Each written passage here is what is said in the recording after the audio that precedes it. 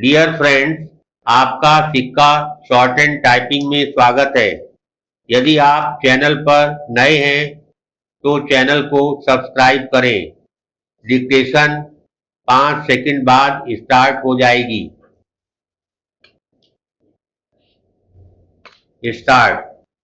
We have seen out of our experience what actually has been the role of the judiciary in our country.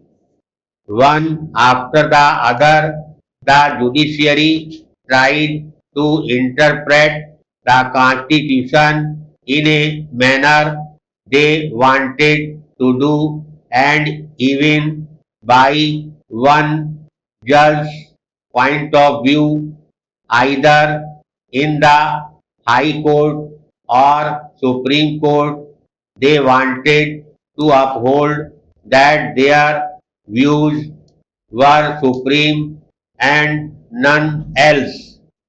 Though we are in this democratic process and we believe in democracy and adult franchise, yet this view of the representatives of the people in this house and in the other house are not supreme only.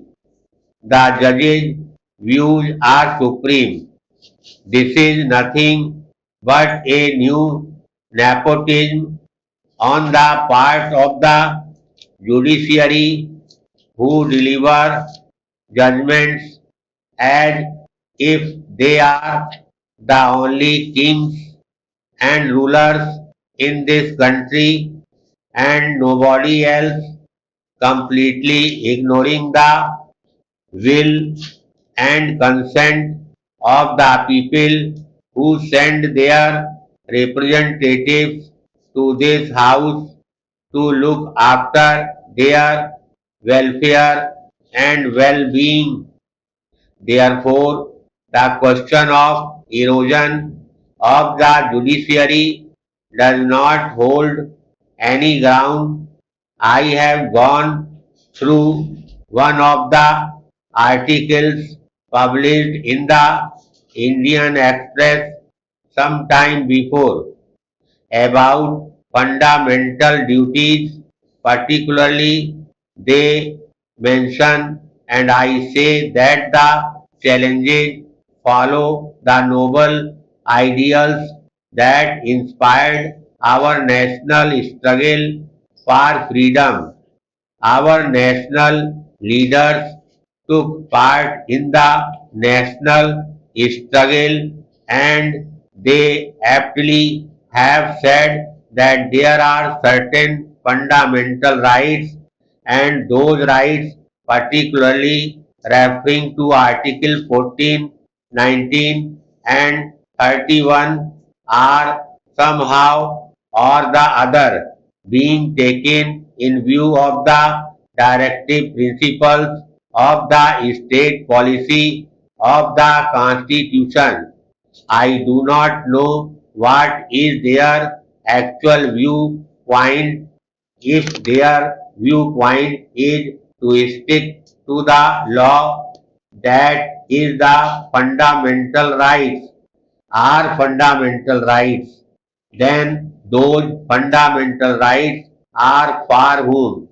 Those fundamental rights are for the so-called higher strata of the society, for the so-called haves and not for have-nots.